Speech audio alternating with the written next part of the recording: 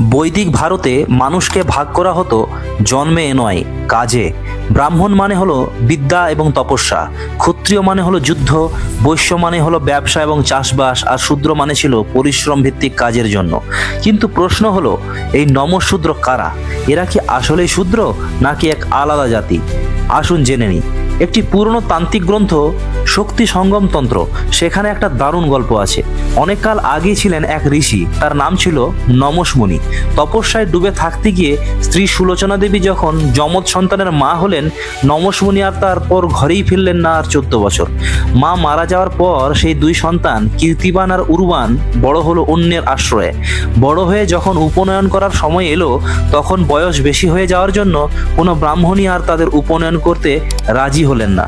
সমাজে তারা হয়ে গেলেন অপান্তেয়। বাবাকে খুঁজতে বেরিয়ে দুই ভাই পৌঁছে গেলেন এক শূদ্র রাজা সীমন্তর রাজ্যে। রাজা তাদের দেখে এতটাই খুশি হলেন যে নিজের দুই মেয়ের সাথে তাদের বিয়েও দিয়ে দিলেন। রাজা মারা গেলে দুই ভাই রাজ্যও সামলাতে লাগলেন। এরপর তাদের সন্তানরা একদিকে ব্রাহ্মণ বংশের রক্ত, অন্যদিকে শূদ্রা রানীর গর্ভ, কালের সাথে পরিচিত হলো নমশূদ্র নামে। নমশমুনির নম আর শূদ্রা মায়ের পরিচয়, এই দুটো মিলেই নমশূদ্র নামের তৈরি।